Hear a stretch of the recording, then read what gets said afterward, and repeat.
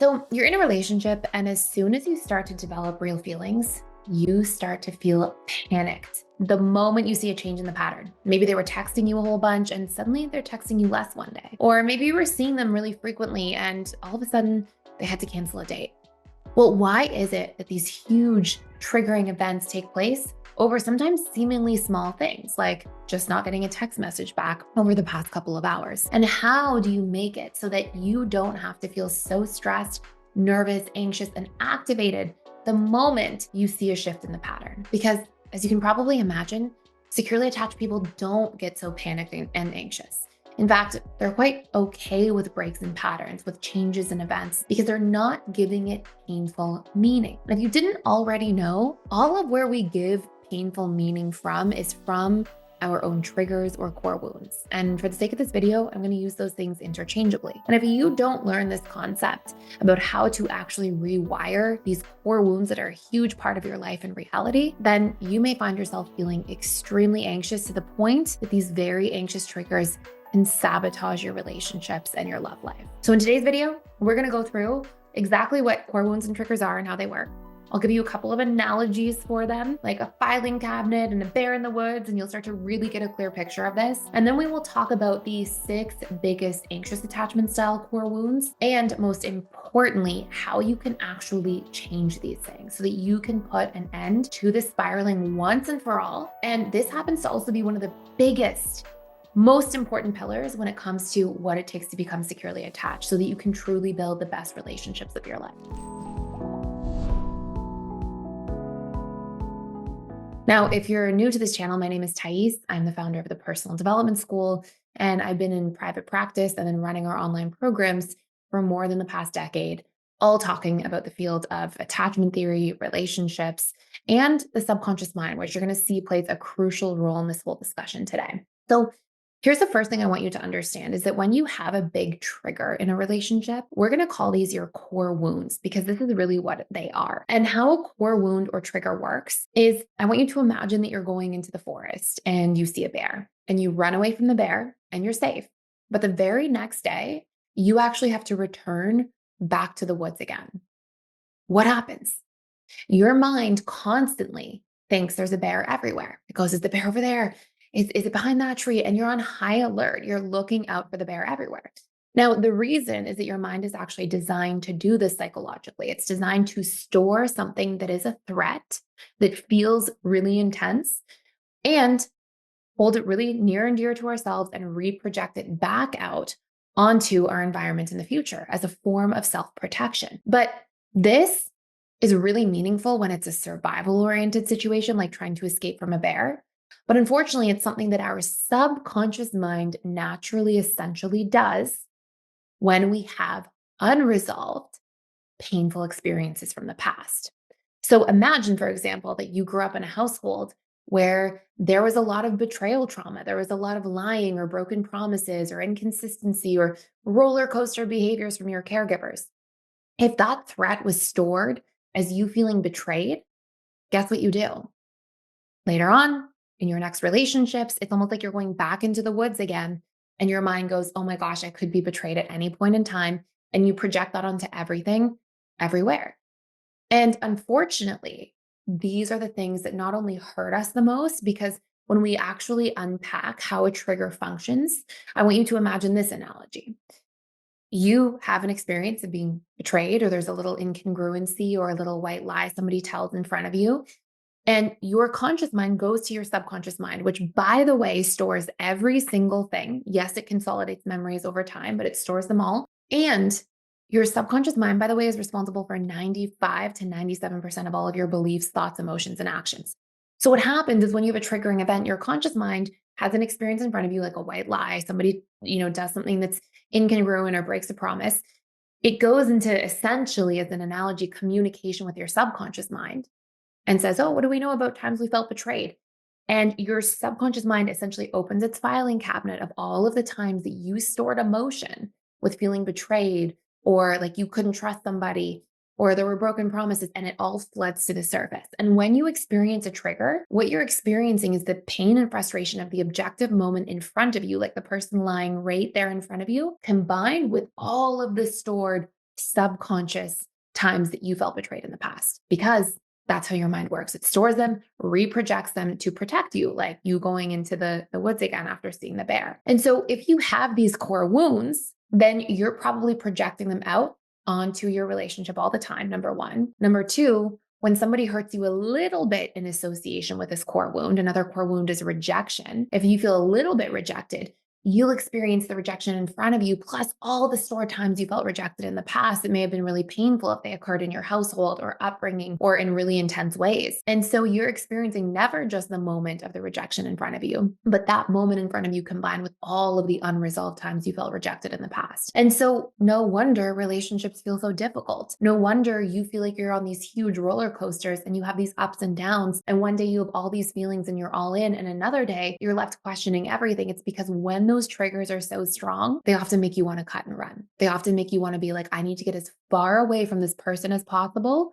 as a subconscious strategy to get as far away from the pain you're experiencing as possible. And the pain could be from somebody rejecting you in the moment, or being incongruent, or telling a small white lie in the moment. And that brings up all these immense feelings. And you're like, oh my goodness, that person is making me feel all of these things. I need to push them away. But the hard reality is that that person is just a catalyst. And they are a catalyst for what's going on inside of you already, all these stored painful triggers from the past that are now getting brought to the surface. And now it feels like it's 100 times bigger and stronger and more intense than just what the person did in that moment. Now, it doesn't mean that the person may not be in the wrong to some degree if they are lying or being, inconsistent or rejecting you in some way. It may not be a fit or a match, but you shouldn't have to walk around your life and relationships constantly feeling 100x the pain and suffering of, for example, a securely attached person who doesn't have all these unresolved core wounds. So now that you have a pretty decent baseline of like how a core wound works and what it does, I want you to know something else. I want you to know that core wounds, when they're triggered, make us feel a lot of intense emotion. And once we feel a lot of intense emotion, we go to our coping mechanisms. So you may find, for example, that when you're really triggered, you flee. And that can sabotage relationships. Or when you're really triggered, you people please like crazy. And that can actually sabotage the relationship you have to yourself because you're not being in your truth and sharing what your true boundaries or needs are. Another thing that can come up is when you're in your triggers, you may find that you have these creature comforts, these numbing mechanisms, because the pain feels so intense and so great, like shopping addiction or overeating, or binge playing video games, or watching television for hours and hours, or drinking or using substances, these things that try to numb out our pain. But all of those are just us trying to attempt to treat the surface symptoms, and they're not getting to the root of the matter. And so something else that's really important to recognize, again, before I tell you these 6 key triggers, are that number one, you're not born with these triggers. They get conditioned into you. They become a part of your subconscious programming. And how this fundamentally works is when you have painful experiences, you store them intensely. And then we keep rinse and repeating them. We keep thinking, oh, we're in the woods with the bear, and firing it out and seeing, assuming that these things are going to happen again and worrying about them. But every time we do that, we create a firing and wiring of neural pathways, because neural pathways actually get solidified through repetition and emotion. That's part of what creates these subconscious programs. So you're not born with them. They get conditioned into you, but we can leverage our understanding of neuroplasticity and how the subconscious mind works to recondition. And I mean this. I mean that if you are somebody who struggles, and I'll tell you these triggers at a high level, and then we'll get into how to actually mend them. But if you're somebody who struggles with being suspicious in relationships because you fear being betrayed, if you're somebody who fears abandonment in relationships and it makes you people please, or it makes you worry or even shut down and push people away because you feel like, oh my gosh, they're going to hurt me and abandon me, I just need to protect myself. If you're somebody who feels unworthy, and feels like you have to earn your worth and overgive at the expense of yourself, like literally run yourself into the ground, overgiving. If you're somebody who has really strong defense mechanisms, like a really intense fight response, because maybe in the past you felt unsafe and you didn't have somebody to defend and protect you the way that you needed during those times. If you are afraid to be trapped or helpless, especially if you rely on somebody else, oh my gosh, I'm going to rely on somebody and they're not going to be there, and then I'm going to be left feeling helpless. Or if you have a big sensitivity to rejection. If these are things you struggle with, I'm telling you right now, they do not have to be a part of your programming.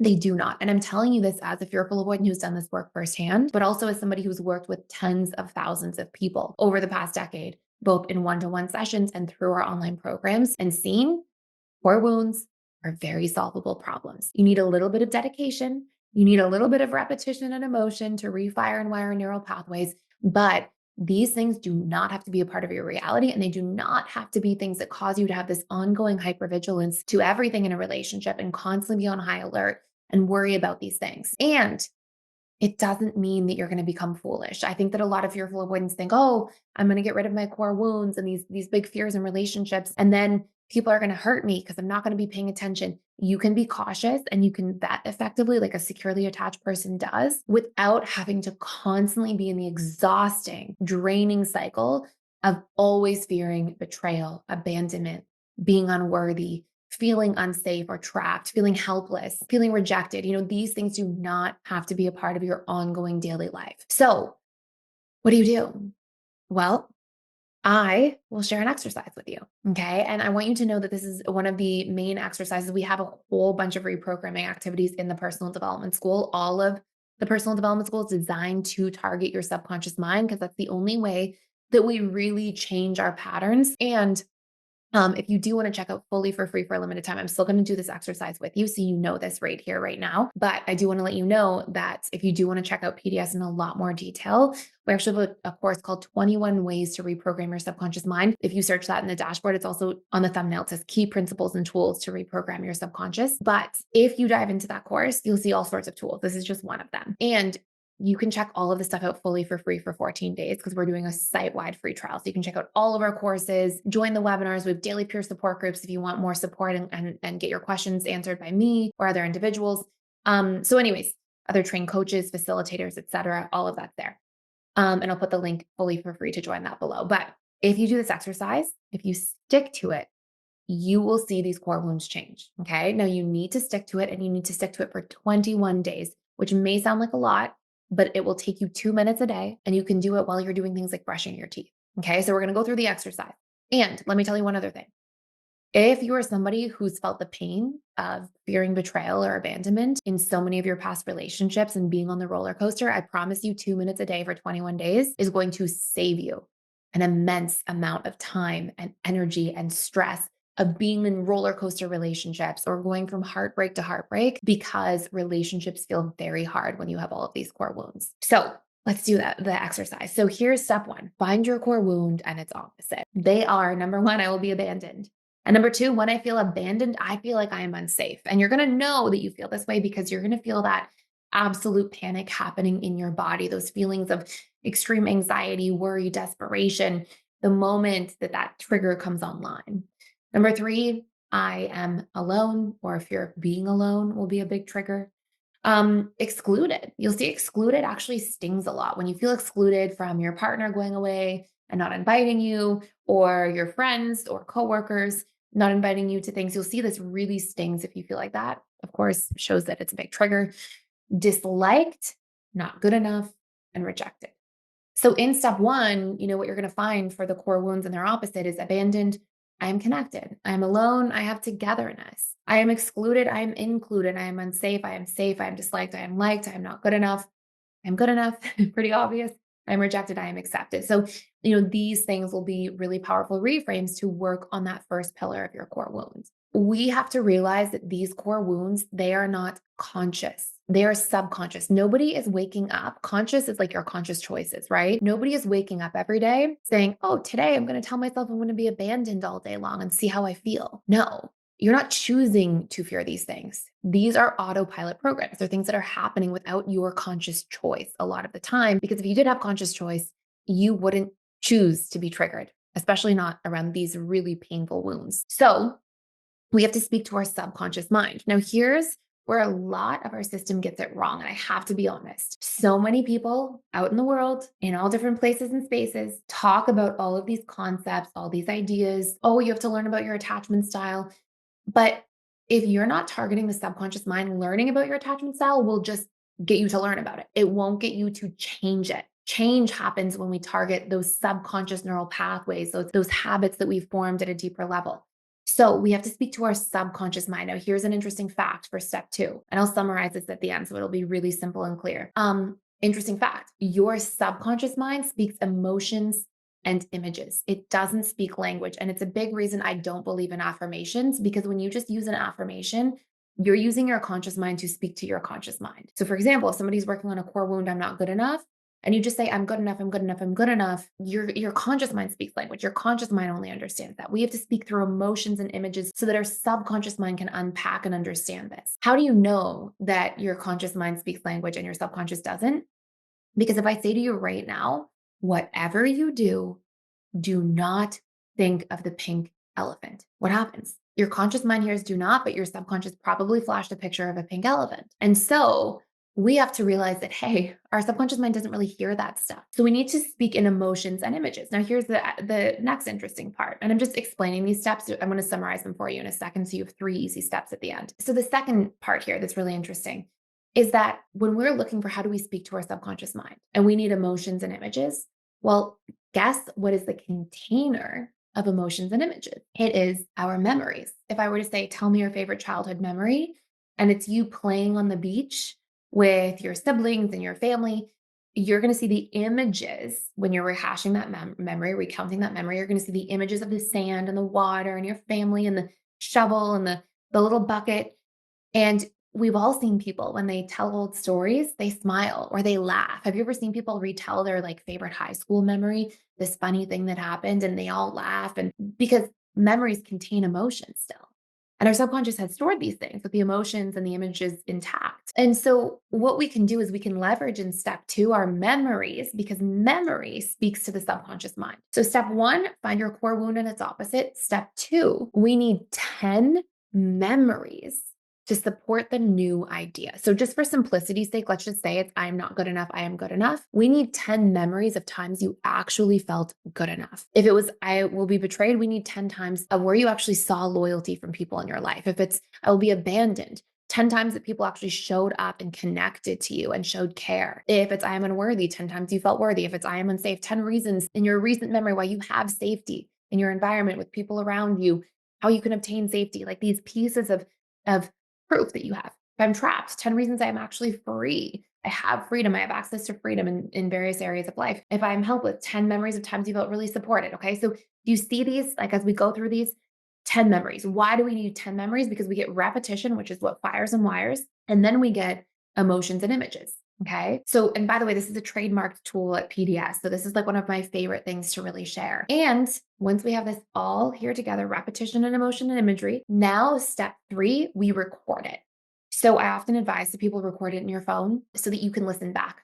And when you listen back, we do this for 21 days because that's what research shows it takes to actually create new neural pathways that are strong enough that they're likely to stick. And when we listen back, and it takes 2 or 3 minutes a day to listen back, we just have to focus on seeing the images in the memory and feeling the emotion. So for example, if you were doing, I'm not good enough, I am good enough, you would actually come up with 10 times that you felt good enough. It could be small things. They don't have to be huge. Yesterday, I was a good enough friend.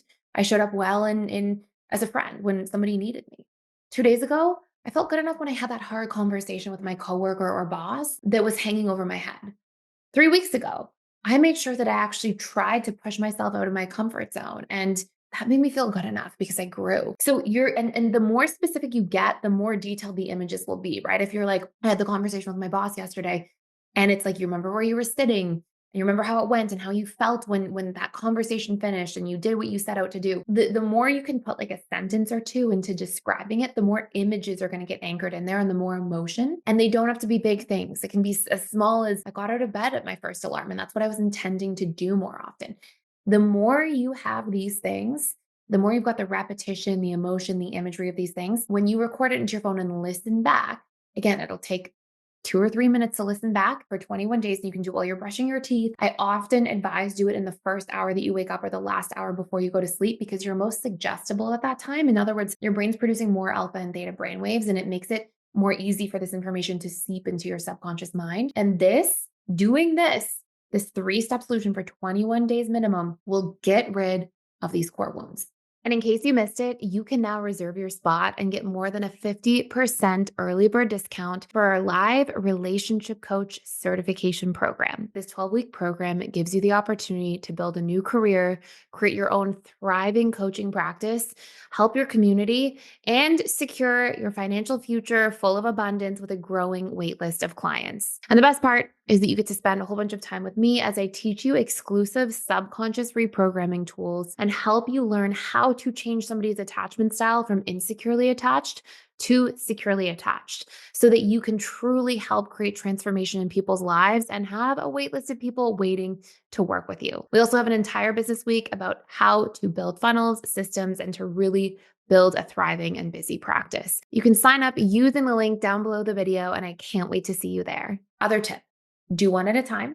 Okay, start with one at a time. Once you feel like, wow, I did 21 days of working through this wound and my whole life has changed, move on to the next one. As you get a little more adept at it, as you get better at it over time, you can do two at a time. But if you try to do them all at once, you will overwhelm yourself. Don't do it that way. It's not going to work. Pick one or two at a time so you can stay focused, attentive, and move through these things. And this is the first step of 5 major steps to reprogram the fearful avoidant attachment style into a secure attachment, all of which we have outlined in the personal development school with 5 major pillars that go really deep with full courses. They're only 2 hours each per course. And these courses are designed to help you become securely attached by targeting the subconscious mind. If you want to check it out fully for free for a limited time, that link is down below. I hope you enjoyed this video. Thank you for stopping by and for watching.